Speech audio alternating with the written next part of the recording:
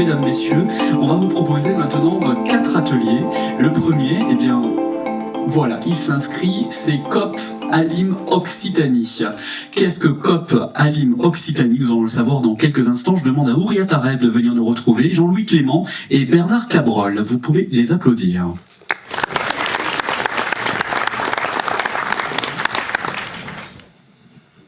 Alors, si j'ai bien compris, il s'agit d'un regroupement informel, j'ai tout noté, de toutes les têtes de réseau de l'aide alimentaire, regroupant les Restos du Cœur, le Secours Populaire, la Croix-Rouge et les épiceries solidaires. Est-ce que c'est bien ça, messieurs, dames? Prenez un micro, vous en avez sur les petites tables, voilà. On va peut-être commencer avec vous. C'est tout à fait exact, c'est bien ça.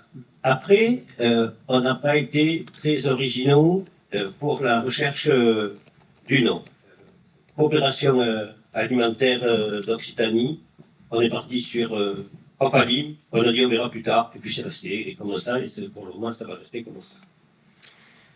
Alors, c'est vrai que ce COP Alim s'est fait, encore une fois, sous l'impulsion d'Éric Pélisson, le commissaire qui nous a vraiment engagés sur cette voie. Et puis, donc, on s'est retrouvé à la Banque alimentaire d'Albi, où il y avait un exemple de plateforme qui fonctionne avec la Banque alimentaire du Tarn, le Secours populaire, le dépôt du Secours populaire du Tarn et l'épicerie sociale de l'Albigeois. Et comme toutes les associations étaient présentes ce jour-là, eh bien, tout le monde s'est senti engagé sur ce... D'accord.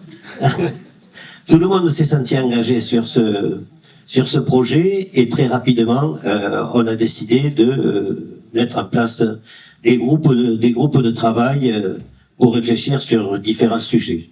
Alors, on est parti sur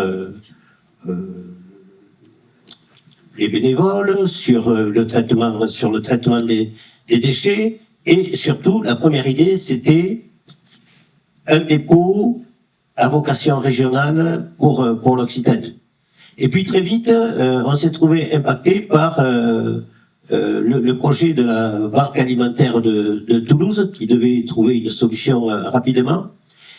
Et le travail qu'on est arrivé à réaliser, c'est d'intégrer dans ce projet à la fois les besoins spécifiques de la Banque alimentaire de Toulouse et de sa région, mais aussi des associations qui en avaient exprimé le souhait, c'est-à-dire, pour le moment, c'est Secours Populaire, Restos du Cœur et GESMIP. Et donc, c'est un projet maintenant qui va aboutir et qui va concrétiser une coopération régionale. Bon, on a été bien sûr obligé de faire un recensement de toutes les plateformes pour voir qu'est-ce qu'il existait sur l'Occitanie. Ça permet aussi de mieux se connaître et d'échanger beaucoup. On a aussi travaillé sur une dégrégation de COP Alim qui a travaillé avec le conseil régional sur une amélioration de la ramasse entre les associations alimentaires qui pratiquaient la ramasse et les grandes surfaces alimentaires.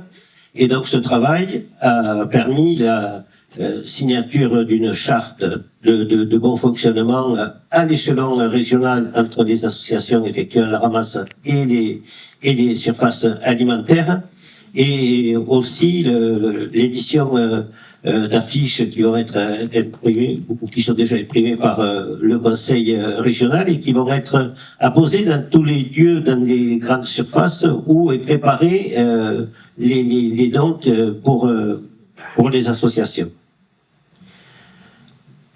Maintenant, COP Alim ouvre notre chantier, notre réflexion sur les préconisations qu'on voudrait communes, et bien sûr les thèmes que vous allez retrouver, dont on a déjà parlé, notamment la nécessité d'avoir une meilleure planification des aides et des ressources, et une meilleure prise en compte des actions de communication. Et puis aussi, on souhaite partir sur un essaimage de la structure Copalim dans les départements pour que les associations au niveau départemental puissent communiquer et faire éventuellement des actions communes si c'est possible. Madame, une réaction à ce que vient de dire Bernard? Peut-être partir de l'origine de ce travail ensemble, justement, puisque c'est quand même ce qui nous a permis de nous réunir. Tout à l'heure, vous disiez que le vocabulaire est important. Pour nous, en tout cas dans le groupe, il était vraiment important parce que on parle de coopération. Pour nous, il n'y a pas celui qui fait bien, celui qui fait pas bien. Je crois qu'on a été clair ensemble avec les différentes associations qui composent ce groupe-là, hein, donc les Restos du Cœur, la Banque Alimentaire, le GESMIP, Andes, la Croix-Rouge. J'espère que j'ai oublié personne. C'était vraiment de pouvoir partager les sujets qui nous parlent. Comme la question du bénévolat, la question de la qualité alimentaire, la question de la logistique, enfin ce qu'a détaillé un peu Bernard, mais vraiment c'est la fraternité, donc ça c'était un mot important, donc on se respecte beaucoup, on respecte le travail des uns et des autres, et ça on le dit assez souvent. Pour pouvoir travailler ensemble, coopérer ensemble, il faut je pense vraiment respecter le travail des bénévoles qui sont sur le terrain et qui apportent une aide, que ça soit bien sûr la réponse à l'urgence, l'aide alimentaire, mais aussi tout l'accompagnement qu'on peut faire derrière, et on le fait chacun avec notre cœur. Enfin, voilà, tout ce que c'est un peu comme ça qu'on arrive à soutenir toutes les personnes vulnérables et en situation de grande précarité, et de précarité pour certaines. Si on a bien compris, il s'agit simplement d'un regroupement informel. Il n'y a pas de structure associative au-dessus de vos associations. Voilà, c'est vraiment, on a vraiment tenu à ça parce que on avait envie vraiment de partager et d'échanger sur des sujets qui nous parlent aux uns aux autres et qui nous rassemblent en fait. Est-ce qu'il y a aussi des échanges entre vos associations quand il manque tel ou tel produit? Est-ce qu'il peut y avoir aussi ces échanges, ou est-ce que c'est trop compliqué pour le moment à mettre en place? Non, ça se fait déjà, je pense, entre les Restos du Cœur, la Banque Alimentaire. Je l'ai fait avec le GESMIP. Non, ça existe déjà. Mais c'est surtout l'améliorer, tout ça, justement. D'où la question d'avoir un lieu, un lieu de stockage. Quand c'est arrivé, je crois, cette année, parce qu'on a la Banque Alimentaire a connu recherche un local, et du coup on a développé un peu l'idée d'avoir chacun quelques mètres carrés pour pouvoir justement être plus efficace dans ces échanges-là aussi. Voilà. En fait, vous avez devancé ce que François nous disait tout à l'heure, presque une meilleure organisation de l'aide alimentaire, en fait, voilà, c'est ça? On est un peu précurseurs, on est assez fiers. Bon, en tous les cas, on vous remercie pour cette action. On peut les applaudir très fort, bien sûr. Est-ce qu'il peut y avoir un tout petit moment d'échange avec la salle? Est-ce que vous avez des questions à poser peut-être à Bernard ou bien à Noria? Est-ce que quelqu'un a une question à poser? Bon, en tous les cas, j'ai l'impression que vous avez été très clair, et encore une fois, on vous remercie vraiment. Ah, une question ici, bien sûr. On vient vers vous, monsieur. Je ne vais pas prendre la parole tout le temps, mais Il n'y avait pas de question. Vous pouvez la prendre. Je me représente, toujours Maxime, et toujours à l'UGES. J'avais une petite question, une interrogation. Récemment, tout le monde sait qu'il y a eu cet appel des Restos du Cœur, et puis des financements qui ont été débloqués par l'État au niveau national. Ça en est suivi un peu, en tout cas, moi de mon côté, je suis plus sur l'échelle nationale, hein, sur le volet COCOLUPA, Comité national de lutte précarité alimentaire, et les relations avec les DGCS. En échangeant avec les associations à l'échelle nationale, on s'est senti un peu dans une situation porte-à-faux, c'est-à-dire de mise en concurrence de celui qui est le plus médiatique et le plus gros, qui ira chercher les financements, les plus petits qui finalement en pâtissent. Et quand je vois localement que vous arrivez à travailler ensemble, je vois une décorrélation, une déconnexion finalement entre moi, ce que je peux vivre, et ce qu'on peut vivre au niveau national, et cette mise en concurrence un peu néfaste, et les coopérations qui sont en train de se monter localement. La question que j'avais, c'est est-ce que justement vous arrivez à passer outre? Est-ce que ça crée des tensions, ces choses-là, au niveau local? Est-ce que vous arrivez à passer outre ces tensions-là? Ou alors est-ce que vraiment ça vous pèse? Parce que nous, nationalement, ça nous pèse. Qui veut répondre? On va répondre, je sais pas, tous les deux. On n'a pas eu ce sentiment, en tout cas, dans le groupe coopération Copalim, parce qu'on se parle franchement aussi. Hein, je pense que c'est important et on l'a fait. Donc, on est conscient aussi des problèmes des uns et des autres. Voilà, donc, j'ai pas senti d'autres difficultés.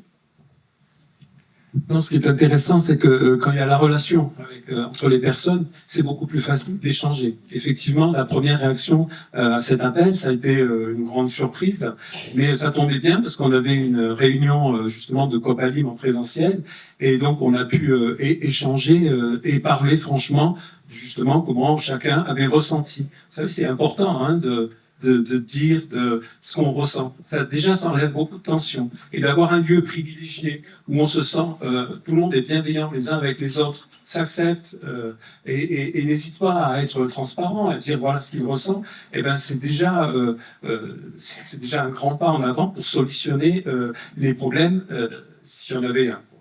Donc il y a eu une mise au point, il y a eu des éclaircissements, et puis enfin de suite, comme il y avait cette relation, on est tombé d'accord sur finalement, cet appel peut-être qui a pu paraître dérangeant pour certains, et pour nous aussi un appel d'air, un appel aussi à travailler ensemble, un positionnement sur comment finançons la solidarité dans notre pays, un positionnement commun, chose qui était carrément impossible auparavant à imaginer, puisque effectivement la mise en concurrence des associations d'aide alimentaire, elle existe de fait depuis des années et que c'est un système sur lequel il faut vraiment se positionner ensemble pour justement casser ces fonctionnements en silos qui sont des fois conduits par certains appels à projets, mais qui doivent être vraiment cassés et sur lequel on doit vraiment travailler ensemble la question du financement dans notre pays, de la solidarité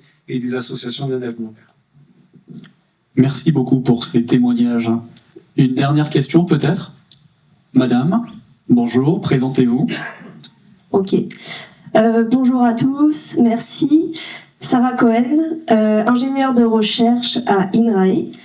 Je travaille sur la coordination d'un projet de caisse citoyenne d'alimentation à Toulouse, dont le GESMIP commence à s'investir aussi. Et j'avais une question pour Copalim.